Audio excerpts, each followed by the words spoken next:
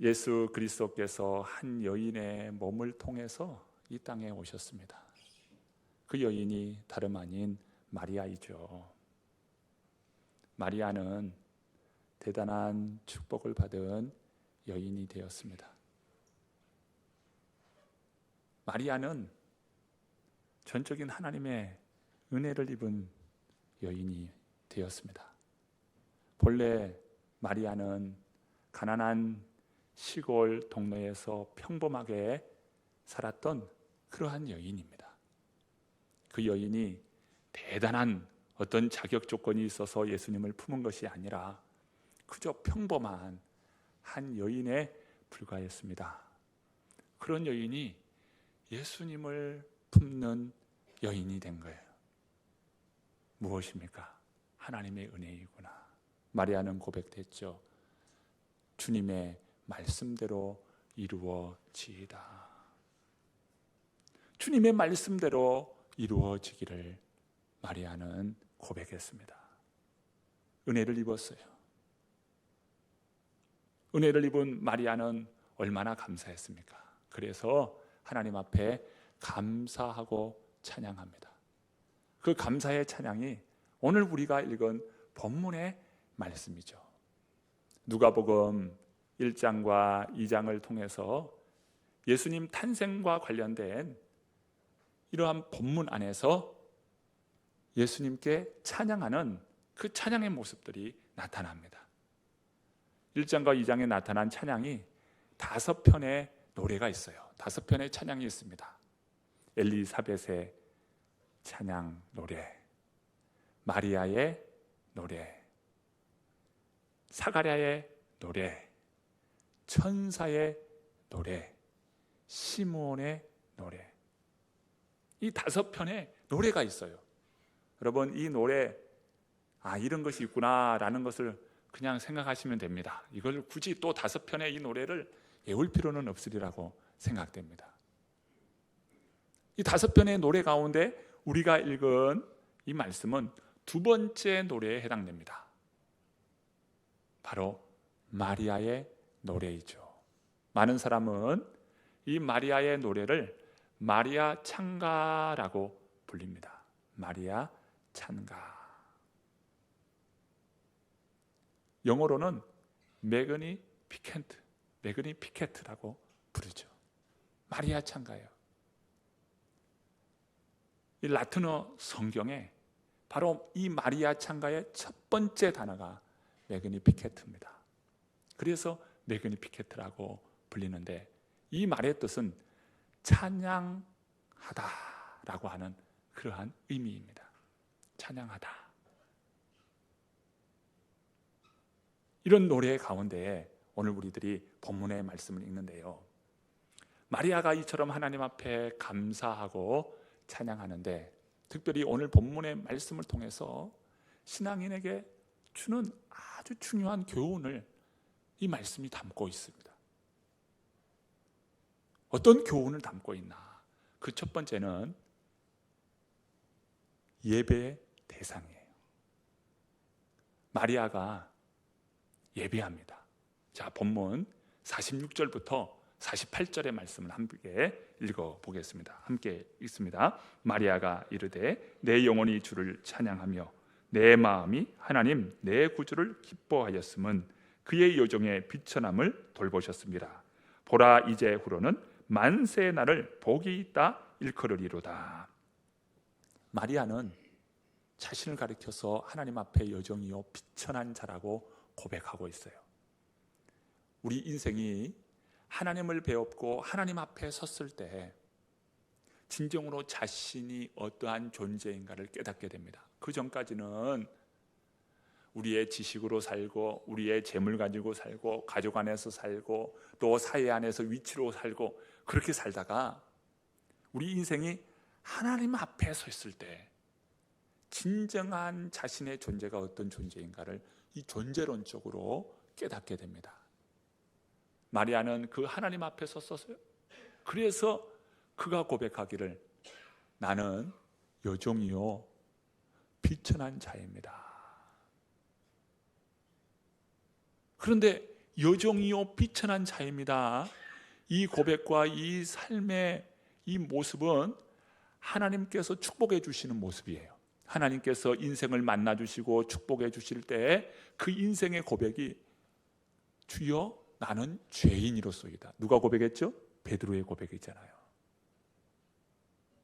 바울도 그 하나님 앞에 섰을 때에 그가 하나님과 우리 주 예수 그리스도를 핍박하는 자라고 하는 이러한 것으로 인해서 그 하나님의 영광 앞에서 그는 납작 엎드려서 자신의 생명을 그 자리에서 거두어 갈 것만 같았어요. 이게 하나님 앞에 섰을 때 인생의 모습이에요. 마리아가요 자신을 보았습니다. 하나님 앞에 서 있는 자신의 모습을 보았어요. 이렇게 보니까 나는 종이요 비천한 자라는 거예요. 바로 그러한 고백이 하나님의 은혜를 받는 모습입니다. 하나님께서는 그러한 인생을 통해서 일하시고 또 쓰시는 것을 보게 됩니다. 그러한 사람은요 하나님의 말씀을 순수하게 받고 하나님의 말씀을 영혼의 양식으로 받습니다. 어떤 머리로 계산하거나 요령 피우지 않아요. 정결한 믿음의 사람인 것이죠. 오늘 그 찬양의 소리를 들어보십시오. 마리아의 그 노래를 통해서 구구절절 하나님만을 찬양하고 있어요. 자, 예배의 대상이 누구입니까? 하나님이에요. 이 시간 우리가 하나님께 예배하면서도요 어떤 이는 이 자리에 앉아있으면 예배하는 것으로 생각하는 사람이 있습니다. 여러분, 앉아있는 것이 예배가 아니잖아요. 하나님을 바라보고 그 하나님 앞에 나의 삶과 소망을 두는 것입니다. 이게 예배예요. 진정한 예배예요. 오늘 본문의 말씀을 통해서 마리아는 고백하기를 하나님은 큰 일을 행하시는 분이시고 긍휼이 한이 없으신 분이시고 하나님은 사랑과 공의의 하나님이심을 그가 고백하면서 하나님 앞에 예배합니다. 여러분, 예배의 대상이 누구입니까? 하나님이셔요. 하나님이 우리의 예배의 대상입니다. 마리아의 마음이 오직 하나님께로 향하여 있어요. 여러분, 이 시간 하나님께만 경배드리고 하나님께만 찬양하는 저와 여러분 되기를 축복합니다. 자, 첫 번째 예배의 대상이었어요. 두 번째는 예배의 자세를 담고 있습니다. 마리아가 고백합니다. 마리아가 이르되 내 영혼이 주를 찬양하며 내 마음이 하나님 내 구주를 기뻐하였음은, 자신의 영혼과 그 마음 깊은 곳에서 하나님을 예배하고 있다고 지금 고백하고 있는 겁니다. 여기에 특별히 두 개의 동사가 사용되는데 하나는 찬양하다라고 하는 단어이고요, 또 하나는 기뻐하다라고 하는 단어입니다.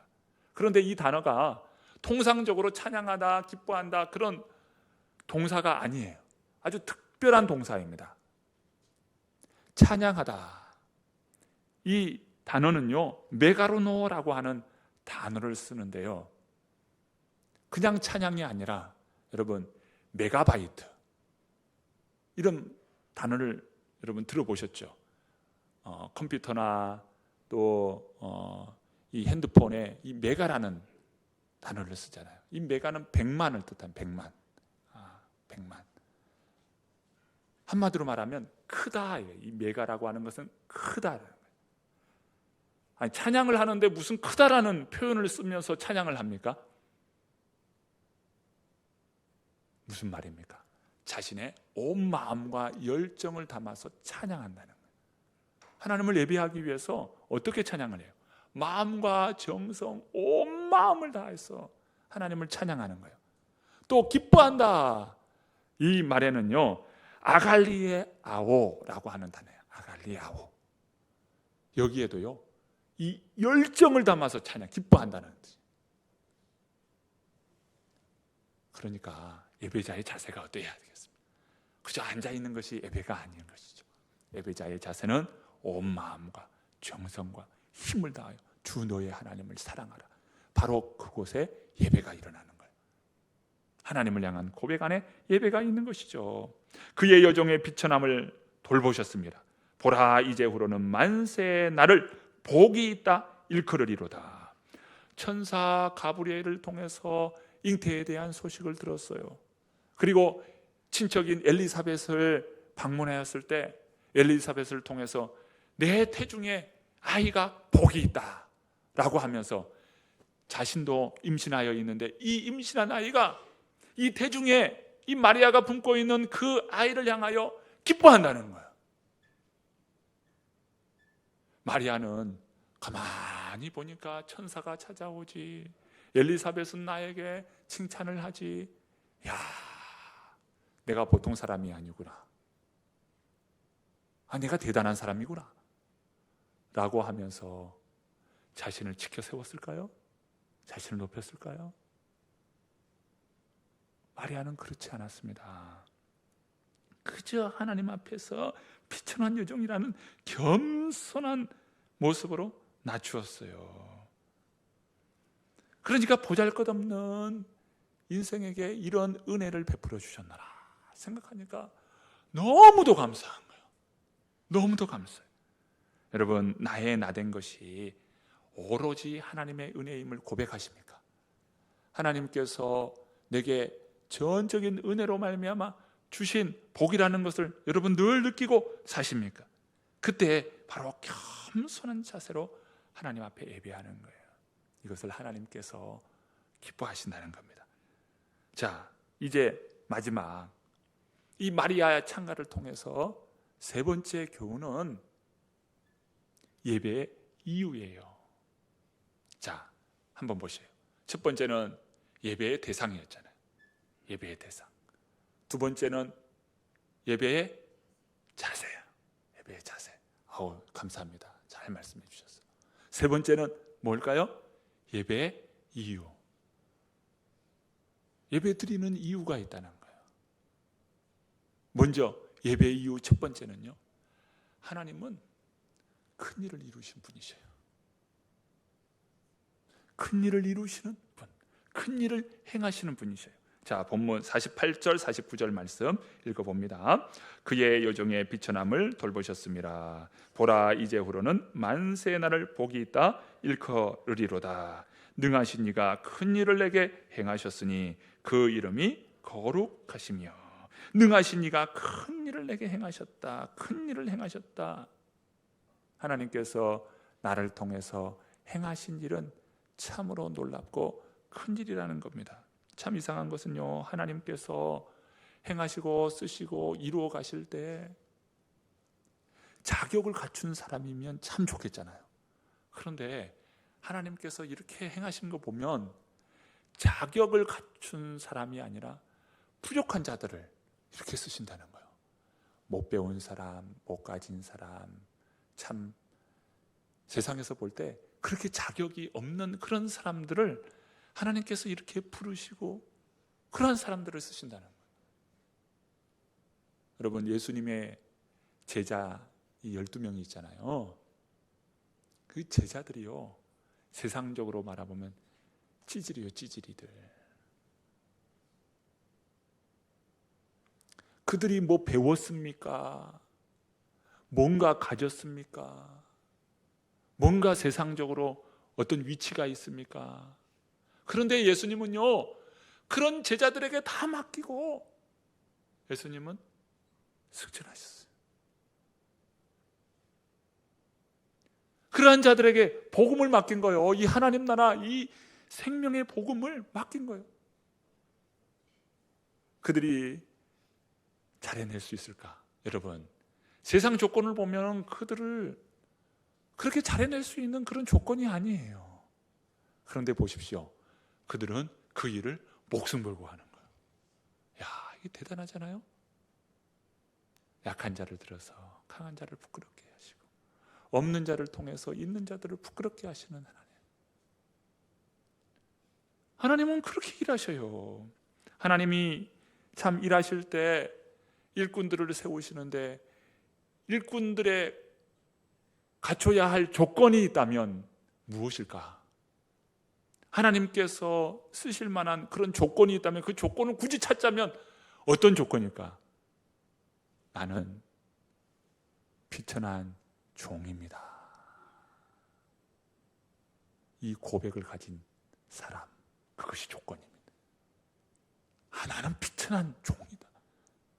굳이 조건을 찾는다면, 하나님께서 일하시고 하나님께서 그 일꾼들을 세우신다 할 때에 그 일꾼의 조건을 찾으신다 하면 그 조건이 나는 비천한 종입니다. 이 고백을 하는 사람이라는 것이죠. 하나님은 거룩해, 마리아는 죄인입니다. 하나님은 큰 일을 행하시는 분이십니다. 마리아는 그저 시골, 어리고 가난한 그런 한 여인에 불과합니다. 그런데 하나님께서 그런 인생을 쓰신, 오늘 보십시오. 능하신 이가 내게도 큰 일을 행하셨도다. 나 같은 죄인을 통해서 복음을 전하게 하시고 하나님의 나라를 이루게 하신다. 이게 놀라운 하나님의 큰 일이라는 것입니다. 할렐루야. 이런 은혜가 우리 모든 성도님들에게 있음을 믿습니다. 마리아가 예배한 이유 두 번째는요, 첫 번째는 뭐라고 했어요? 하나님은 큰 일을 이루신 분이다. 그것이 바로 예배의 이유라 했어요. 두 번째 이유는 하나님은 긍휼의 은혜를 베푸시는 분이시라는 겁니다. 자, 본문 50절 말씀인데요, 한번 읽어봅니다. 긍휼하심이 두려워하는 자에게 대대로 이르는도다. 하나님 앞에 섰을 때 얼마나 두렵습니까? 그런데 하나님은요, 그러한 인생에게 긍휼을 베푸시는 분이십니다. 여러분, 긍휼이라는 것은 죄인을 불쌍히 여기시고 사랑해 주시는 것, 이것이 바로 긍휼이잖아요. 뉴욕시에는요, 두 개의 공항이 있어요. 하나는 존 F 케네디 공항이고요, 또 하나는 라과디아 공항입니다. 이 라과디아라고 하는 사람의 이름인데요, 이 사람은 뉴욕시의 시장으로 일을 했던 사람입니다. 그는 본래 판사 출신이에요.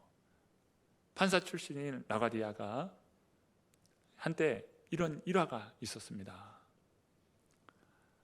한 가난한 이 노인이 $20를 훔쳤습니다. $20를 훔친 거예요. 이 판사가 판결하기를 그 $20를 훔친 것은 당연히 그 벌의 값을 받아야 합니다. 그러자 이 가난한 노인이 선처를 베풀어 달라고 이렇게 하소연했습니다. 그는 배고팠고 헐벗었고 가진 것이 없었어요. 그래서 결국 그는 $20를 훔치게 된 겁니다. 이 라가디아 판사는 이 벌을 당연히 받아야 한다고 이야기합니다. 그러면서 판결하기를, 당신이 이렇게 헐벗고 굶주리고 먹지 못하는 이런 사회적인 이런 돌봄이 되지 못한 것은 그 책임이 나에게도 있습니다. 그래서 내가 이 당신을 위해서 $10를 기부하겠습니다. 이렇게 했어요. $10를 기부한 겁니다. 그러면서 방청객에 이렇게 앉아있는 회중들에게 이야기하죠. 여러분의 책임도 있습니다. 이 책임이, 이 사람이 이렇게 헐벗고 굶주리고 이렇게 못 입고 못 사는 것은 여기에 앉아 계신 분들의 책임도 있습니다. 그러면서 당신들도 그 책임을 생각한다면 여러분들도 함께 동참해 주시기를 바랍니다. 했더니 여기저기에서 모금을 해주었어요. 그래서 그것으로 인해서 이 $20를 배상하고 그 남는 돈으로 그 노인에게 주었다라고 하는 그런 일화가 있습니다. 이 라가디아 이 판사의 이 판결은 뉴욕시 전체에 소문이 퍼지게 되었어요. 아주 뉴욕시에 큰 훈훈한 소식이 되었습니다. 이런 라가디아가 훗날 시장이 되는 것이죠. 하나님은요, 이 라가디아의 긍휼, 라가디아의 그 마음보다 더 큰 긍휼이셔요. 하나님은 예수 그리스도를 우리가 죄인 되었을 때에 보내주셨어요. 그리고 그 예수 그리스도가 십자가에 달리시면서까지 우리를 구원해 주시는 그 한없는 긍휼을 베풀어 주셨어요. 하나님은 긍휼이 풍성하신 분이셔요. 오늘 우리가 예배해야 할 이유가 있다면 바로 하나님은 그런 긍휼의 은혜가 있으신 분이시라는 겁니다. 이걸 고백하는 것이죠. 자, 마지막 이제 그 이유 세 번째는요, 하나님은 약속을 성취하시는 하나님이시라는 겁니다. 자, 첫 번째 예배의 이유 뭡니까? 하나님은 큰 일을 행하신 분이시고, 두 번째 하나님은 긍휼이 풍성하신 하나님이시고, 세 번째 하나님은 약속에 대하여 성취하시는 하나님이시라는 겁니다. 자, 본문 51절부터 55절 말씀 함께 읽어봅니다. 그의 발로 힘을 보이사 마음의 생각이 교만한 자들을 흩으셨고 권세 있는 자를 그 위에서 내리치셨으며 비천한 자를 높이셨고 줄이는 자를 좋은 곳으로 배불리셨으며 부자는 빈손으로 보내셨도다. 그 종 이스라엘을 도우사 긍휼히 여기시고 기억하시되 우리 조상에게 말씀하신 것과 같이 아브라함과 그 자손에게 영원히 하시리로다 하니라. 오늘 읽은 이 말씀의 이 동사는요, 다 과거형으로 되어 있습니다. 무엇입니까? 하나님께서 우리 조상들과 우리가 가진 역사 안에서 어떻게 행하셨는가 지난 역사를 돌아보는 겁니다. 돌아보니까 하나님께서 말씀하시고 말씀하신 대로 그 일을 이루어 주셨네요. 애굽의 종되었던 자를 하나님께서 자유케 해주셨고, 바벨론과 페르시아의 포로되었던 그 인생을 우리 주님의 은혜로 이렇게 출바벨론 하도록 이끌어 주셨다. 하나님께서 약속하시고 그 약속을 성취하시는구나. 오늘 말씀을 보세요. 우리 조상에게 말씀하신 것 같이 아브라함과 이삭, 아브라함과 그 자손에게 영원히 하시리로다 하니라. 지난 역사 가운데 행하셨던 것처럼 하나님께서 지금 이 순간 그 일을 이루어 가고 계시는구나. 무엇입니까? 하나님은 약속하신 바를 신실하게 지키신다는 거예요. 여러분, 성탄절은 참 우리가 복음을 전할 수 있는 가장 좋은 게예요. 예수님이 나셨잖아요. 예수님이 우리에게 오시는 그런 계절이잖아요. 여러분, 가족들에게 때로는 엽서도 쓰고 편지도 보내고 또 선물도 준비해서 주잖아요. 최고의 선물인 예수 그리스도, 우리에게 선물로 오신 예수 그리스도, 그 예수 그리스도를 우리가 가족들에게 전하고 증거하고, 여러분 성탄절에 부모님에게도 전화 좀 하십시오. 하셔서 엄마 메리 크리스마스, 아빠 오늘 성탄절이야 메리 크리스마스 하면서 좀 전화도 하시고, 가까운 사람들에게 메리 크리스마스 된 것을 여러분 알리십시오. 축하하십시오. 축복하십시오. 여러분, 그런 기회가 될 수 있기를 바랍니다. 내가 받은 그 은혜를 기억하고 하나님께서 주신 그 은혜와 사랑을 여러분 더 깊이 묵상하는 그런 성탄절이 되십시오. 우리 모두가 은혜 입은 자로 하나님을 찬양하고 예배하는 우리 모두가 될 수 있기를 축복합니다.